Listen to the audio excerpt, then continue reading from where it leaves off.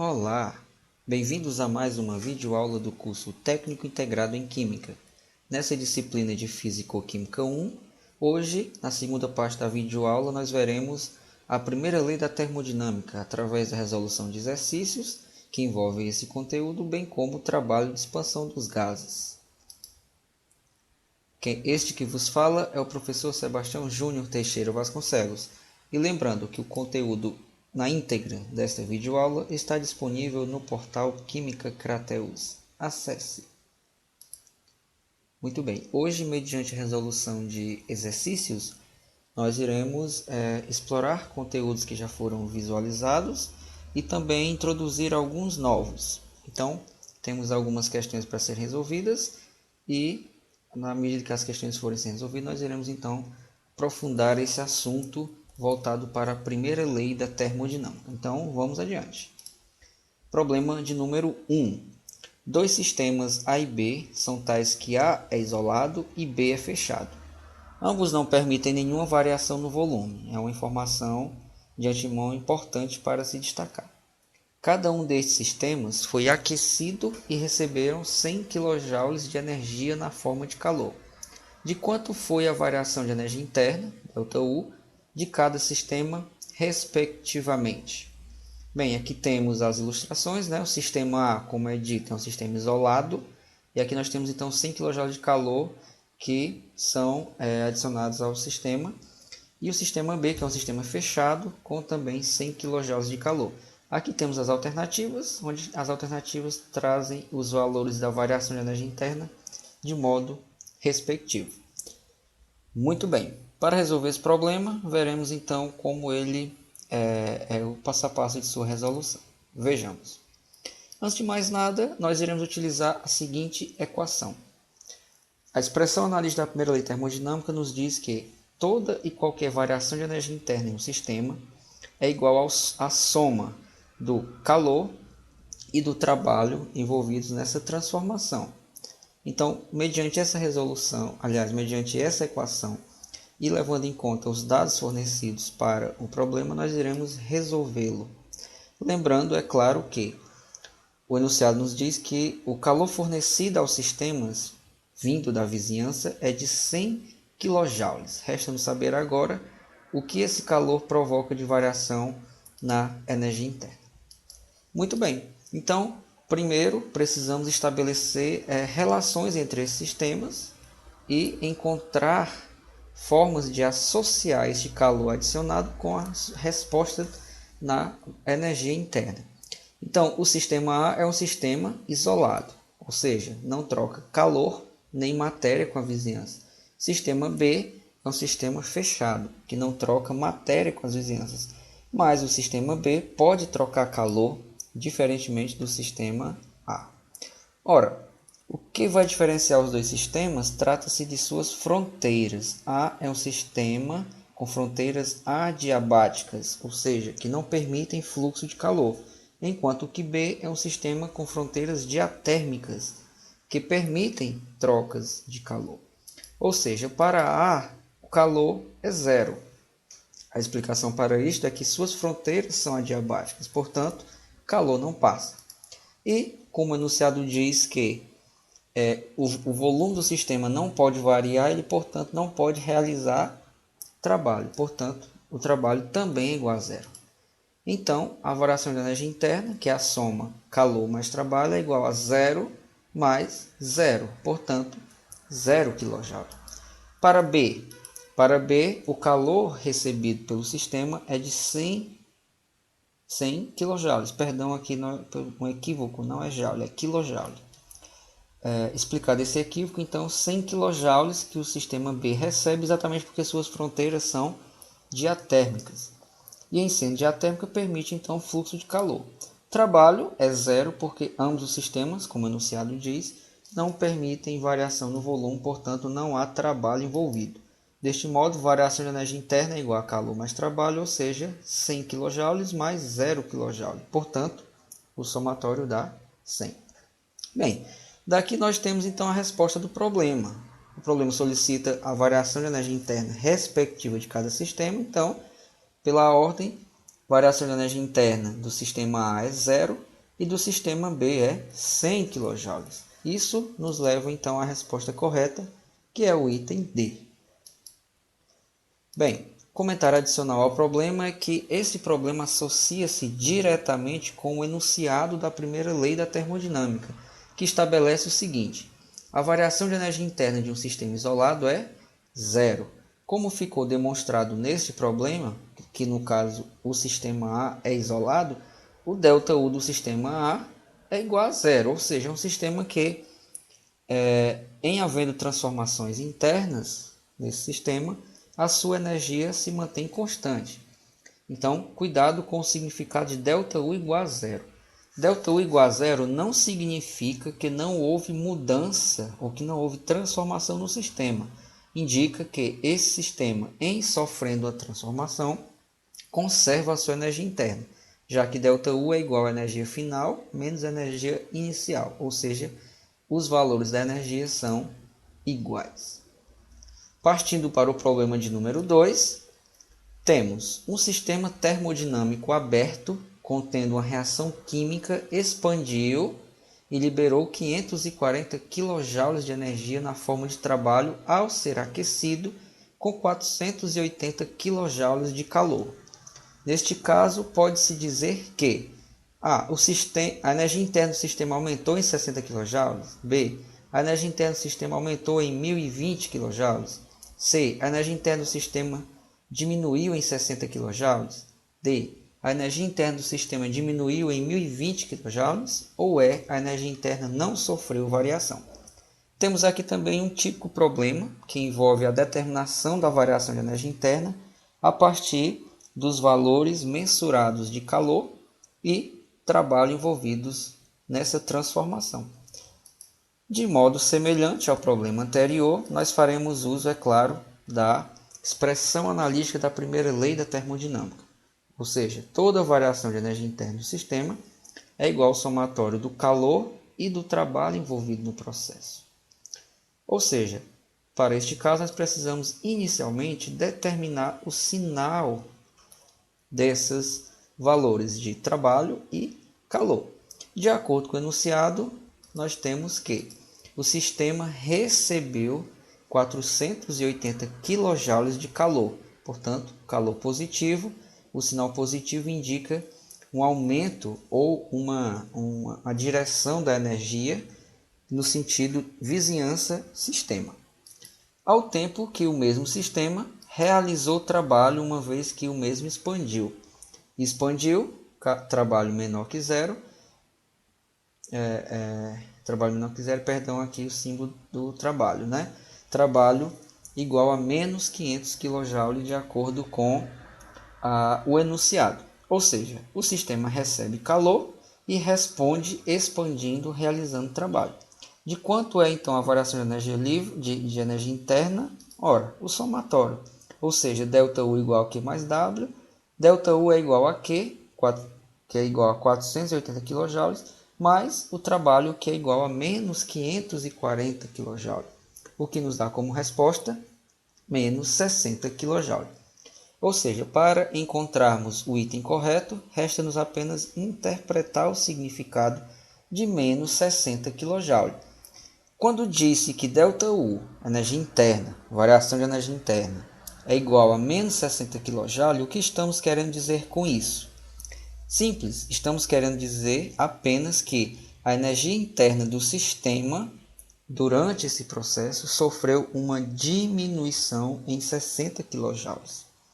Ou seja, o sinal negativo indica um fluxo no sentido sistema-vizinhança. O fluxo energético no do sistema para a vizinhança que provoca uma diminuição da energia interna do sistema, já que, de acordo com a primeira lei termodinâmica, não se pode haver nenhum processo que crie ou destrói energia. Portanto, qualquer transformação que ocorre no sistema, ela vai ocorrer mediante a energia que esse sistema já possui. Portanto, se o sistema transfere energia para a vizinhança, essa energia ela tem sinal negativo. Portanto, o item correto é o item C, que afirma a energia interna do sistema diminui em 60 kJ. Vamos adiante. Problema de número 3. Considere a expansão de um gás no interior de um cilindro contra a pressão atmosférica constante de 1 atmosfera a 25 graus Celsius, como ilustrado na figura a seguir. Bem, a figura nos mostra a questão da evolução de um pistão, né? De um êmbolo, melhor dizendo, em um cilindro a partir, é claro, da expansão do gás. Então, o volume inicial que esse gás ocupa dentro desse cilindro é de 5 litros. Esse gás sofre uma expansão, né, contra a atmosfera constante de 1 atm, a 25 graus, e ao final da expansão o volume do gás é de 8,5 litros. O que se pergunta é: determine o trabalho de expansão realizado por este gás em item A, atm vezes litro, e item B, joule. Trata-se também de um típico problema em termodinâmica, desta vez associado diretamente ao trabalho de expansão dos gases. Vejamos então como se resolve um problema desse tipo. Muito bem, para esse problema nós empregaremos essa expressão, que nós já a conhecemos, né? Que diz que o trabalho de expansão de um gás é igual ao negativo da pressão oposta vezes a variação do volume. Na verdade, essa fórmula ela tem uma dedução simples e ela tem relação direta com o significado do trabalho. Qual é esse significado? O trabalho é um movimento contra uma força oposta. Ora, o trabalho, portanto, em termos de expansão de gás, ele está associado ao movimento do gás, que no caso é entendido como esse ΔV, ou seja, a variação do volume, o volume final menos o volume inicial, que corresponde a um deslocamento no espaço das moléculas desse gás. Esse deslocamento, por sua vez, está associado também a uma força oposta. Ora, qual a força oposta? A força que se opõe, portanto, ao movimento das moléculas do gás de expansão. Só pode ser a própria pressão atmosférica, que é uma força contrária que tende a comprimir o gás. Ao expandir, o gás precisa vencer essa força e adquirir um maior volume, portanto, garantir o movimento das moléculas, movimento de expansão. Ora, se nós lembrarmos da fórmula do trabalho na física, que na física trabalho, né, a fórmula clássica de trabalho na física, trabalho é igual a força oposta vezes a distância, nós temos então uma associação direta. Trabalho de expansão do gás é essa força oposta, que é a pressão, vezes o deslocamento, que o deslocamento corresponde a esse volume, né, está associado diretamente ao volume que essas moléculas então passam a ocupar. Dito isto, a resolução do problema é bem simples. Por quê? Empregando essa equação, nós a utilizamos exatamente porque se trata de uma expansão contra uma pressão oposta, independente do processo ser reversível ou não. Então, essa equação não foi escolhida à toa. Ela é empregada exatamente porque o enunciado deixa claro que esse trabalho ocorre contra uma pressão oposta e o enunciado também não nos dá informações suficientes para imaginarmos que essa expansão é do tipo reversível. Ora, se a expansão for do tipo reversível, o gás empregado tiver características de gás ideal, existe uma outra relação matemática, como nós veremos um pouco mais adiante, que poderá ser empregada, mas nesse caso, em não se sabendo que trata-se de um gás ideal, que trata-se de um processo reversível, a única coisa que precisamos ter certeza é que o gás expandiu contra uma força oposta, constante, ou seja, a pressão. Em outras palavras, se a pressão do gás, a pressão oposta ao movimento do gás, for garantida que é constante durante a expansão, nós utilizamos essa expressão, já que ela engloba casos gerais, digamos assim. Então, substituindo, vejamos, trabalho é igual a menos P ΔV, ou seja, trabalho é igual a menos 1 atm vezes o ΔV, que é 8,5, volume final, menos 5, volume inicial. Substituindo e calculando, trabalho é igual a menos 1 atm vezes 3,5 litros. Portanto, trabalho é igual a menos 3,5 litros. E isso responde o item A. Lembrando, esse sinal negativo do trabalho trabalho é energia, como nós sabemos, corresponde então a um fluxo energético que deixa o sistema, um fluxo energético então que consome energia interna. Portanto, a energia, o trabalho nesse caso é realizado do sistema sobre a vizinhança. O item B solicita que esse valor seja convertido para joule. Para converter, nós lançamos mão dessa relação. 1 atm vezes litro corresponde a 101,32 joule. Ora, uma simples regra de 3 resolve o nosso problema. Se 1 atm vezes litro está para 101,32 joules, então menos 3,5 atm vezes litro está para x. Logo, x é igual a menos 354,62. É a resposta do item B para o trabalho de expansão desse gás em unidades de joule. Comentário adicional. Trabalho é uma forma de energia que contribui para a variação de energia interna. Como foi dito, não só o trabalho tem essa característica, mas o calor também. Então, o sinal do trabalho sendo negativo é a expansão do gás, indicando a diminuição da energia interna. É claro que o resultado final da energia interna, o ΔU total, depende também da quantidade de calor envolvida.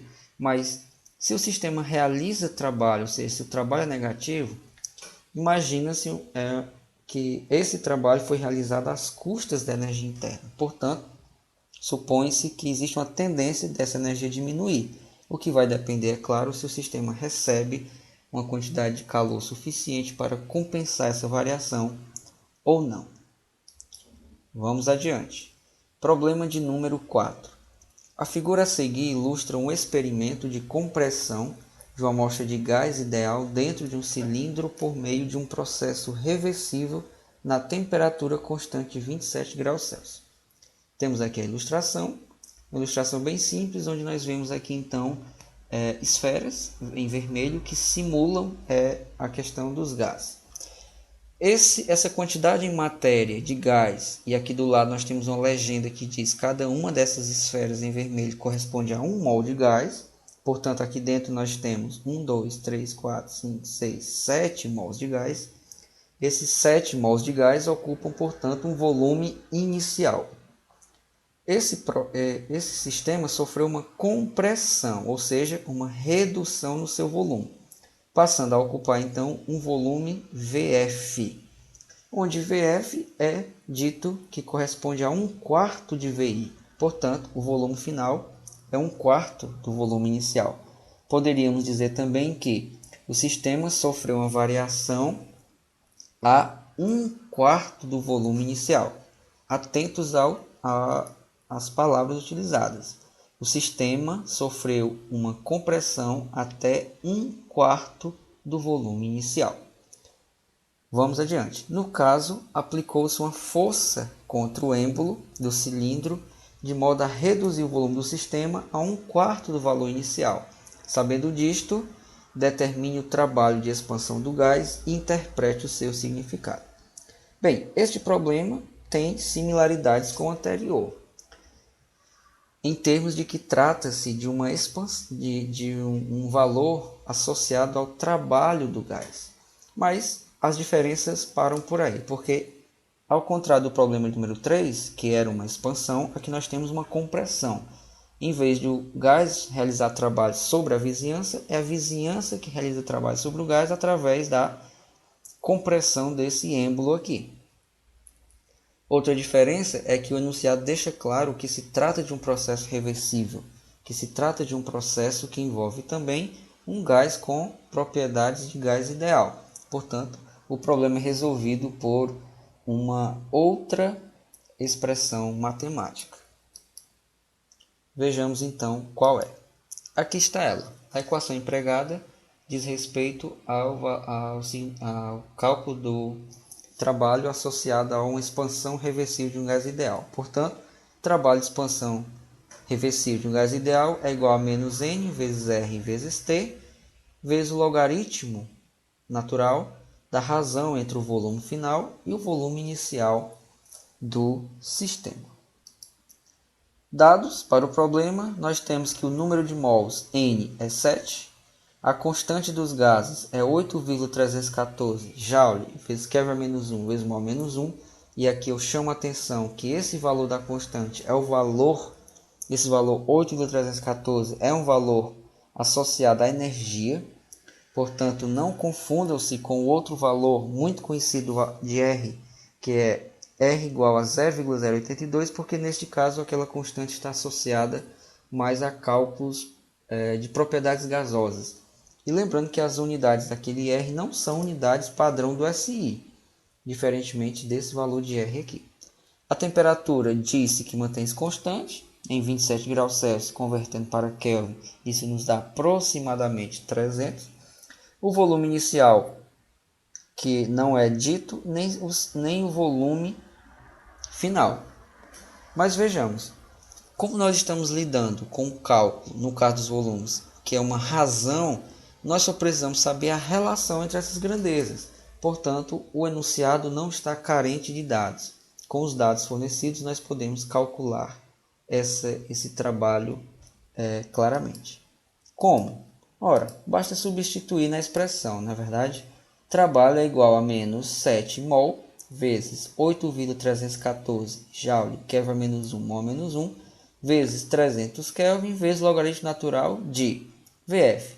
Como dito, VF é 1/4 de VI, ou seja, 1/4 de VI em unidades de litro, dividido pelo próprio VI, também em unidades de litro. Ora, fazendo os cálculos, nós já podemos então aqui cancelar várias unidades, como pode ser visto. Nós já podemos simplificar por esse cálculo de unidades semelhantes. Nós, no caso aqui, mol cancela com mol-1, né? Kelvin-1 cancela com Kelvin, e a unidade litro do volume final cancela com litro da unidade do volume inicial. E resta apenas a unidade Joule, que está associada à energia, trabalho no caso, que é o que nós queremos.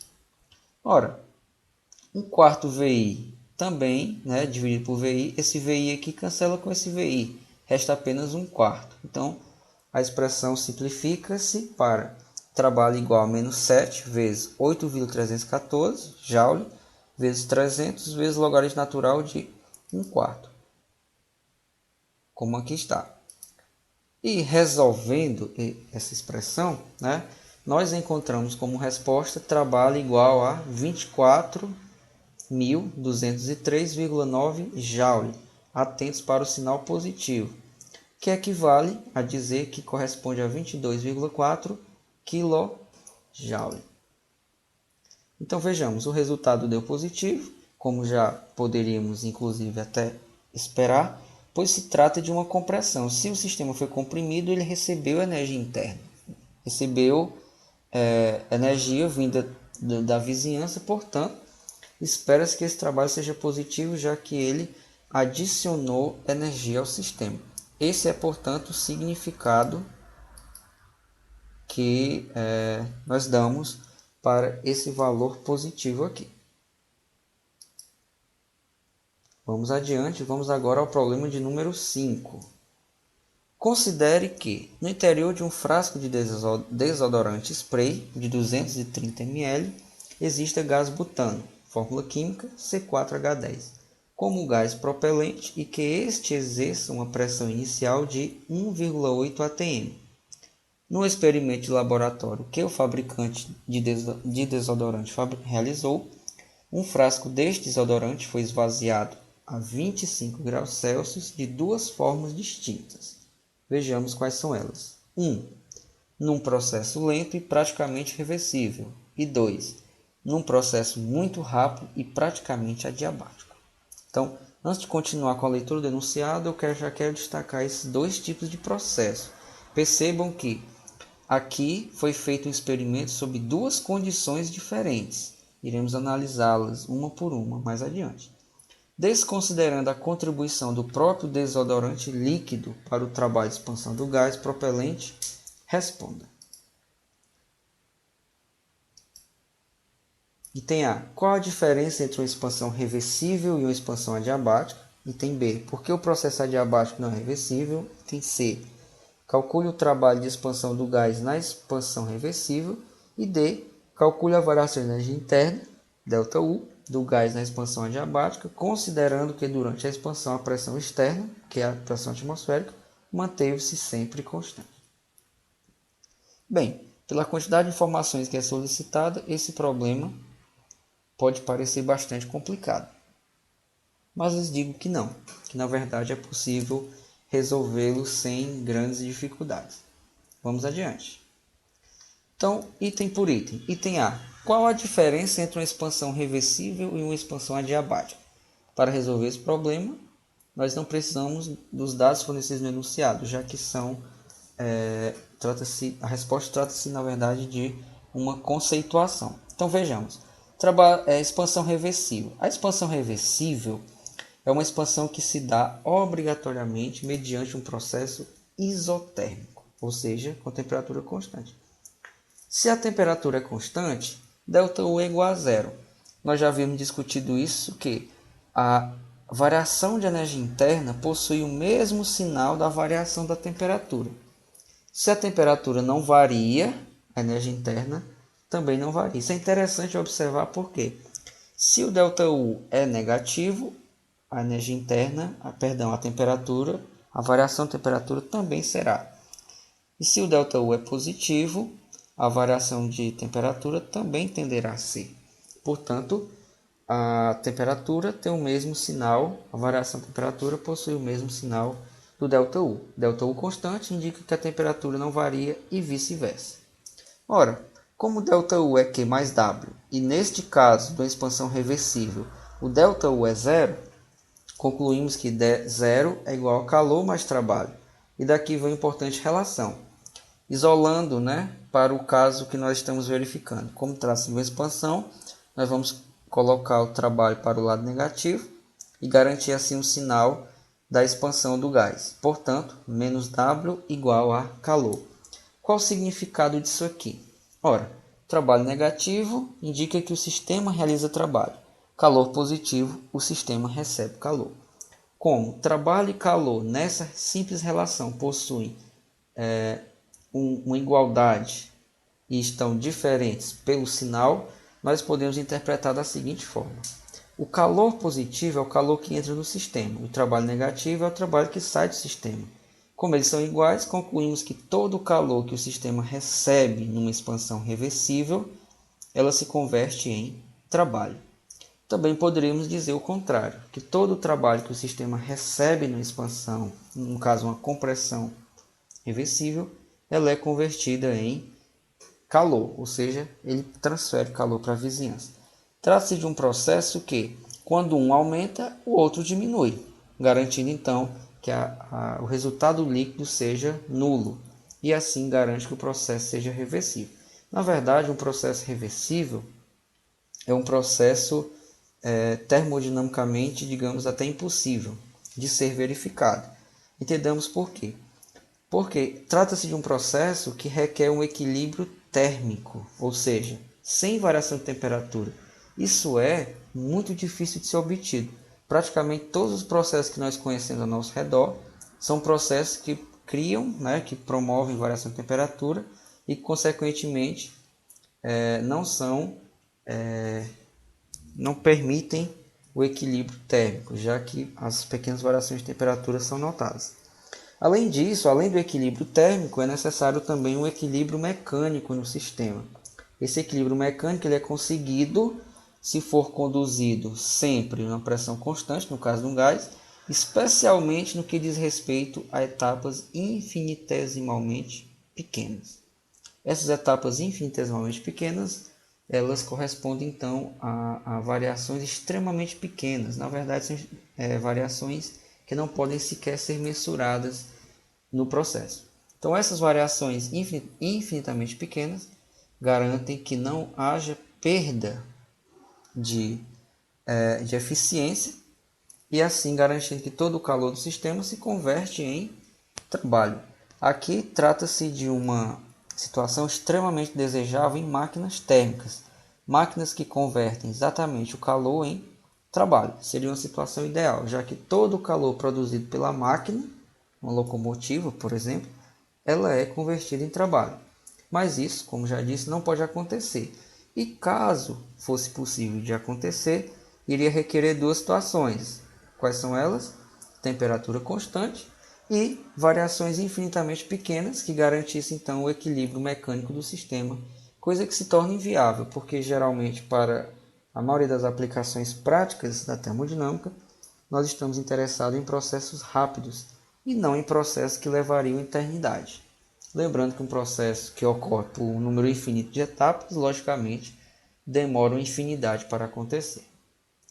Então, concluímos que na expansão reversível e isotérmica a variação da energia interna é nula e todo calor fornecido, mais Q, é convertido em trabalho menos W. Agora a expansão adiabática. Na expansão adiabática, nós estamos tratando de um processo adiabático, ou seja, um processo onde o calor é zero. Isso é conseguido com fronteiras adiabáticas, ou seja, fronteiras que não permitem a passagem de calor. São fronteiras perfeitamente isolantes. Ora, substituindo na expressão da primeira lei, se o calor é igual a zero, ΔU é zero mais W. Portanto, W igual a ΔU igual a W. Daqui nós concluímos que ΔU tem o mesmo sinal do trabalho. Quer dizer, se o trabalho é positivo, ΔU é positivo. Se o trabalho é negativo, ΔU é negativo. Ora, a energia interna diminui numa expansão adiabática, exatamente porque o trabalho é negativo. Nós estamos tratando de uma expansão de um gás. O gás expande, o trabalho é negativo. Então, se o processo é adiabático, ΔU também é negativo. E daqui nós concluímos que, na expansão adiabática, a variação de energia interna ΔU é convertida em trabalho, ou seja, toda a energia interna do sistema é convertida em trabalho. Ora, outra coisa interessante, como o ΔU tem o mesmo sinal do trabalho, né? Nós concluímos que numa expansão ΔU aumenta, numa expansão ΔU diminui e numa compressão ΔU aumenta. Essa simples conclusão ela será importante mais adiante quando nós explorarmos isso aqui de outro modo. Ora, item B. Por que o processo adiabático não é reversível? A partir do conceito de processo reversível, nós tiramos então as seguintes conclusões.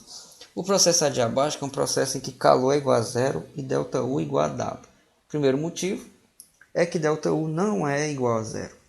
Para um processo ser reversível, ele obrigatoriamente precisa acontecer sem variação da energia interna. Portanto, ΔU igual a zero. E o segundo motivo é que é um processo rápido. Como foi dito anteriormente, o sistema, para evoluir de modo reversível, precisa incluir dois equilíbrios. Primeiro, equilíbrio térmico, que não é garantido, então, pela questão da energia interna, porque se a energia interna não é diferente de zero, significa que a temperatura não é constante. E o segundo motivo, que esse processo precisaria acontecer por etapas infinitamente pequenas. Isso não acontece, já que é um processo rápido. Lembrando que lá no enunciado, voltando um pouco, ele deixa bem claro, o processo 1, que é um processo isotérmico, ele ocorre lentamente. E o processo 2, que é um processo adiabático, ele ocorre muito rápido. Então, essa questão da velocidade diferencia os tipos de processo. Processos reversíveis são processos lentos. Então, quanto mais lento um processo, mais reversível ele tende a ser. Processos adiabáticos, ao contrário, são processos rápidos. Quanto mais rápido um processo acontece, mais adiabático este tende a ser. Então, no caso de um gás expandindo, nós temos que trabalho menor que zero. E ΔU, por acompanhar esse processo, por acompanhar o sinal do trabalho, né, nós temos que ΔU também é menor que zero. Então, menos ΔU igual a menos W. Então, numa expansão adiabática, a energia interna diminui à medida que o gás expande. Isso é muito curioso, porque, como nós já havíamos associado, né, se a energia interna, a variação da energia interna for negativa, isso implica também numa variação negativa da temperatura, ou seja, a temperatura diminui. Qual a conclusão que tiramos daqui? A conclusão é que se você executa esse experimento em laboratório e você faz esse gás expandir desse frasco lentamente, a tendência é você não perceber nenhuma variação de temperatura no sistema, já que ele se dará por um processo reversível. E processos reversíveis são isotérmicos. Agora, se você comprime, se você expande esse gás muito rapidamente, na verdade o mais rápido possível, a tendência é você verificar uma diminuição da temperatura do sistema. Isso pode ser verificado na prática. Se você já pode até ter passado por essa experiência em casa, que é apertar um frasco de spray, um desodorante, por exemplo, e sentir que a lata fica fria. Por que isso acontece? Ora, se você aperta isso aqui e esse gás expande muito rapidamente, você está impondo um processo que é praticamente adiabático ao sistema. Ora, o processo sendo adiabático, o trabalho sendo negativo, a energia interna também é negativa. A energia interna, a variação da energia interna sendo negativa, provoca uma variação negativa da temperatura. Portanto, a temperatura diminui e o frasco resfria. Mas você pode perguntar, professor, por que o gás dentro desse sistema resfria? A explicação é uma só. Vejamos, o gás expande muito rapidamente. E como nós já conhecemos as propriedades do calor, nós sabemos que o calor ele requer algum tempo para fluir de sistema para sistema. É só você lembrar que, ao colocar substâncias para serem aquecidas no fogão, por exemplo, numa panela, você precisa dar tempo para que aquelas substâncias, aqueles materiais aqueçam. Ou seja, o calor precisa de tempo para fluir. Se você faz uma expansão muito rápida, não há tempo suficiente para o calor acompanhar o fluxo de matéria mediante o escape do gás do sistema. Ora, se não há tempo para a troca de calor, então significa que o calor dentro do sistema não flui para fora, pelo menos num tempo apreciável. Ou seja, você cria uma situação em que o calor não flui. Uma situação em que o calor não flui é dita adiabática. Em sendo adiabático, o trabalho tem o mesmo sinal da energia interna sendo negativa, corresponde a uma diminuição da temperatura. Trata-se de um problema bem interessante que todos nós podemos testar em casa e verificar que é verdade. Quer dizer, tente fazer isso. Pegue um frasco de spray e comprima-o lentamente, mais devagar que você pode, e note então que não há variação na temperatura. Em seguida, comprima esse botão e expanda esse gás o mais rápido possível e note então o grande resfriamento que o gás no interior do frasco sofre. Item C. Calcule o trabalho de expansão do gás na expansão reversível. Ora, como nós já conhecemos o que é expansão reversível, podemos então, a partir da relação já conhecida, substituir. Mas antes, vejamos. Quais informações nós temos no enunciado? O enunciado ele não nos fornece, por exemplo, o número de mols e nem o volume final do sistema. A única coisa que o enunciado nos fornece com precisão é a temperatura, que é 300 Kelvin, e o volume inicial, que é 230 ml. Então, para resolver essa equação do trabalho de expansão do gás, precisamos descobrir o número de mols do sistema e também o volume que esse gás ocupa. Em se tratando de um gás ideal, logicamente podemos lançar mão dessa equação. PV igual a N vezes R vezes T. Ora, dados, número de mols desconhecido, o R é o valor de 8,314 Joule vezes Kelvin menos 1 vezes mol menos 1. Também pode-se usar esse outro R para a finalidade adequada, que no caso é aqui na equação do gás ideal, ou seja, R é igual a 0,082 AT1 vezes litro vezes Kelvin menos 1 vezes mol menos 1. A temperatura dada no sistema é 298 Kelvin, que corresponde a 25 graus Celsius. O volume inicial 230 ml, que equivale a 0,230 litros. O volume final desconhecido. E a pressão inicial é de 1,8. Ora, vejamos. Primeiro de tudo é o cálculo do número de mols do gás. Como PV igual a nRT, N é igual a PV dividido por R vezes T. Simples e direto. Substituindo pelos valores fornecidos, nós temos N igual a 1,8 atm vezes 0,230 litros. Tudo isso dividido pela constante R vezes a temperatura T. Ou seja, 0,082 atm vezes litro vezes Kelvin menos 1 vezes mol menos 1 vezes a temperatura de 298 Kelvin. Portanto, N é igual a 0,0169 mol, que é o valor de mols de gás butano dentro do frasco que é utilizado como gás propelente. Recordo-me agora que o enunciado também diz que deveríamos desprezar o líquido dentro do frasco. Então, nós não vamos fazer nenhuma conta aqui que envolve esse líquido que lá está. Lembrando, como é que funciona esses frascos refrigerantes, de desodorantes, perdão. Eles funcionam do seguinte modo: um gás pressurizado no interior, né, que ao expandir arrasta consigo um líquido que lá está. O que o enunciado pediu é que nós não consideremos esse líquido, apenas o gás, que é o gás propelente, que no caso é o butano. Que o número de mols é esse aqui colocado, 0,0169. Próximo passo, cálculo do volume final. O volume final, portanto, está em função do número de mols. PV igual a nRT, V, no caso VF, é igual a N vezes R vezes T dividido por P. Ora, nesse caso VF é igual a 0,0169 mol vezes 0,082 atm vezes litro, Kelvin menos 1 vezes mol menos 1, vezes 298 Kelvin dividido por P. Atentos que neste caso aqui, a pressão que nós vamos admitir é de 1 atm. Mas por que isso o enunciado menciona 1,8? Cuidado, o enunciado menciona 1,8 atm com gás comprimido dentro do sistema. Devemos nos lembrar que agora o gás expandiu e, portanto, fora do sistema ele vai exercer a pressão idêntica à que ele encontra como pressão oposta, ou seja, 1 atm.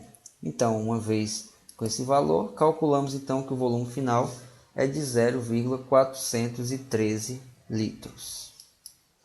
Bem, desse ponto em diante, o que devemos fazer é calcular o trabalho de expansão do gás. Então, o trabalho do cálculo de expansão do gás corresponde a N vezes R vezes T, negativo para a equação com sinal negativo, logicamente, multiplicado pelo logaritmo natural da razão entre o volume final e o volume inicial.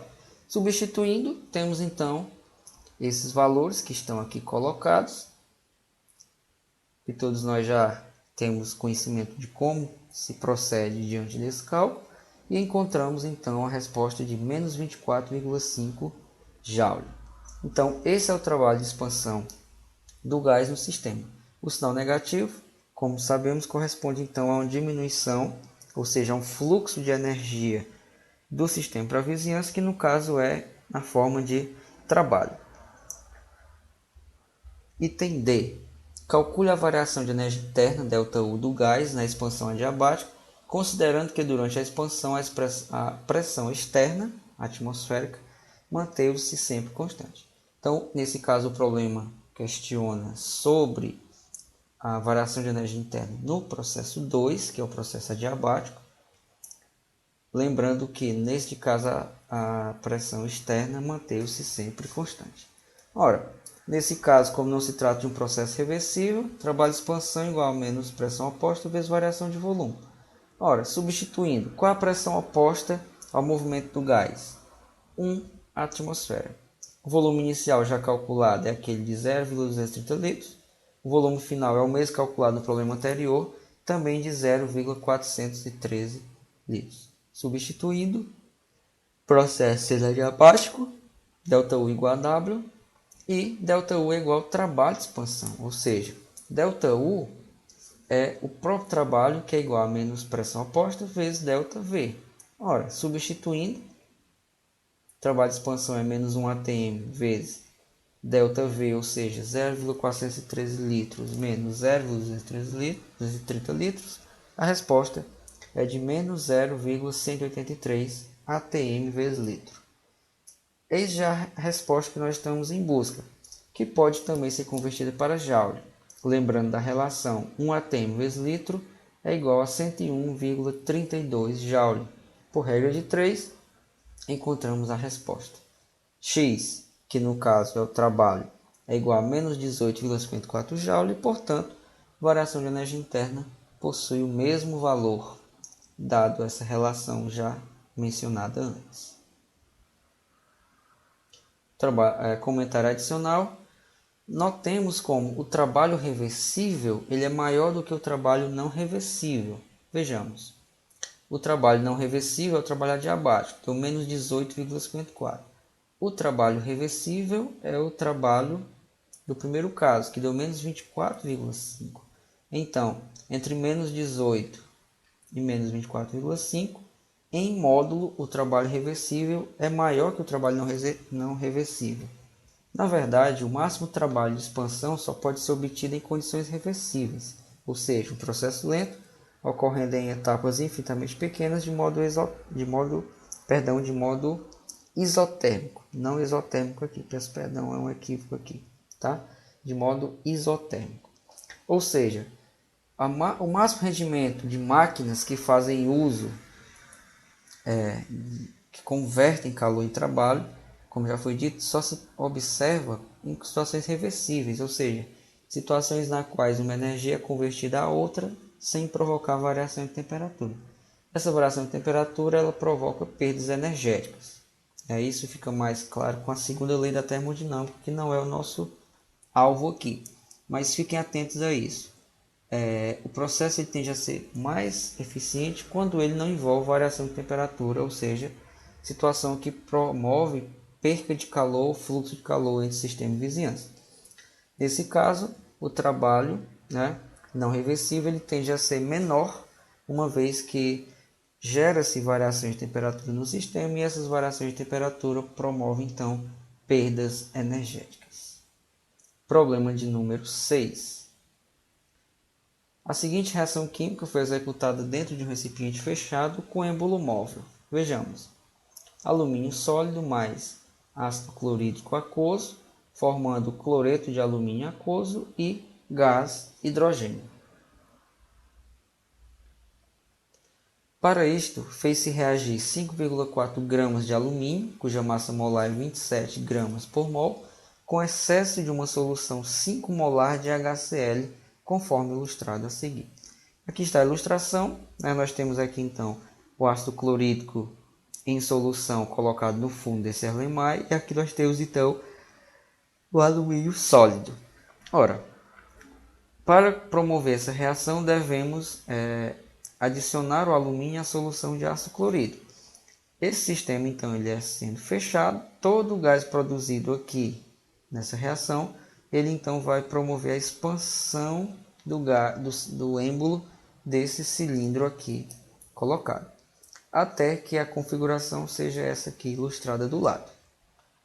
Ora, considerando o gás produto da reação como ideal e que a expansão se deu de modo reversível na temperatura constante de 25 graus Celsius até a pressão do gás se equilibrar com a atmosférica, a partir de um volume de 125 ml do recipiente de reação, ou seja, este Erlenmeyer, determine o trabalho de expansão do gás. Vamos com calma, nós temos muitas informações nesse problema, precisamos organizá-las. Vejamos, o enunciado começa dizendo que executa-se uma reação num recipiente fechado. Esse recipiente fechado, então, ele é o reator do qual a reação ocorre. E a reação que ocorre é essa aqui, ó. Vejamos, é um sólido reagindo com solução aquosa que gera outras substâncias em solução e libera um gás como produto. Como um gás está sendo gerado na reação, logicamente esse gás ele tende a expandir.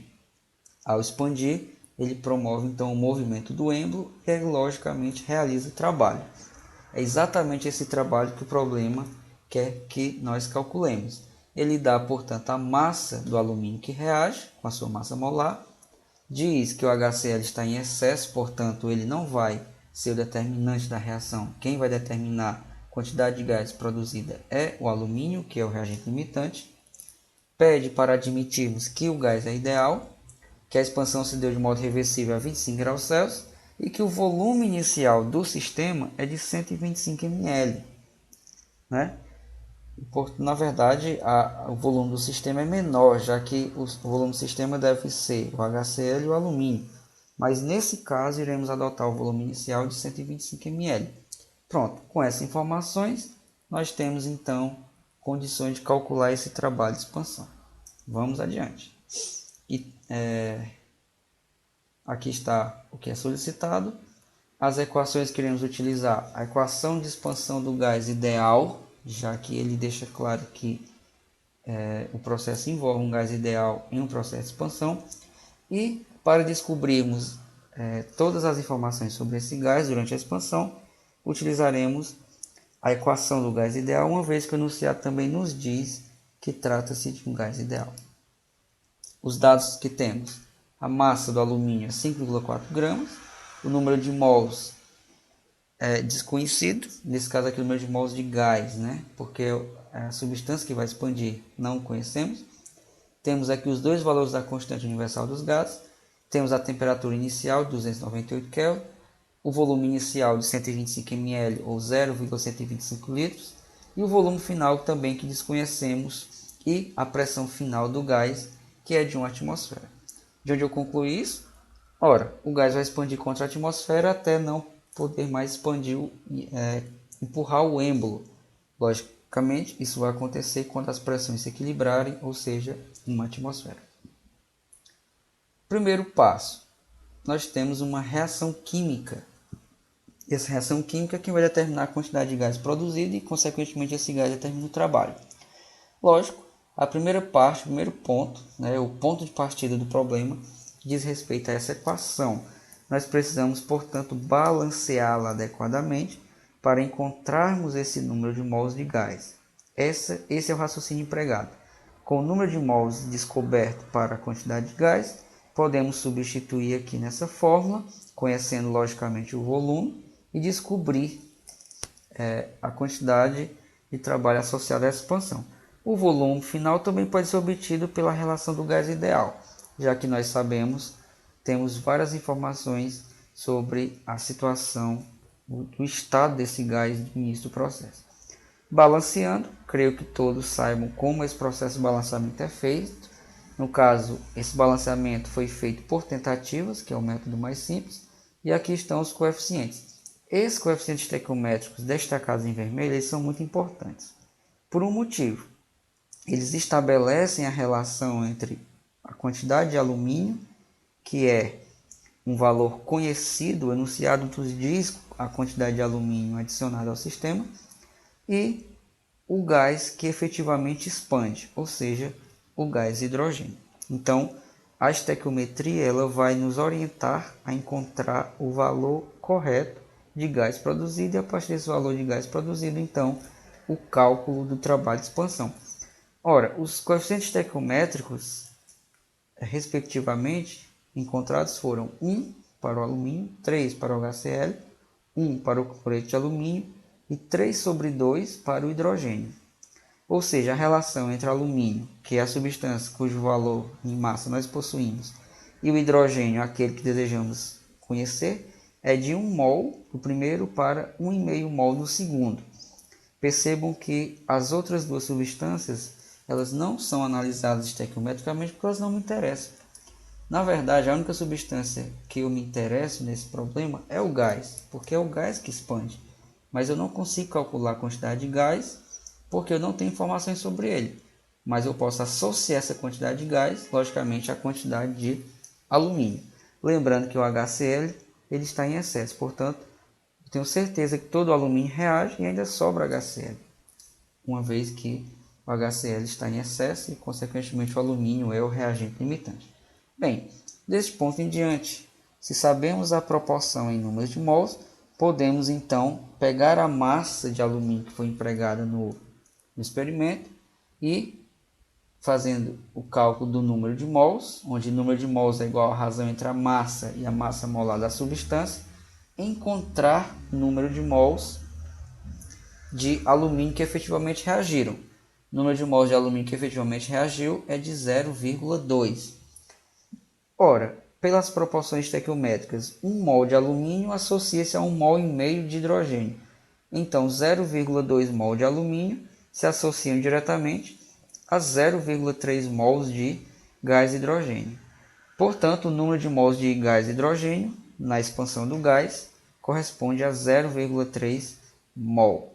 Uma vez conhecido o número de mols de de hidrogênio, nós podemos então partir para o volume final que esse gás ocupa ao expandir.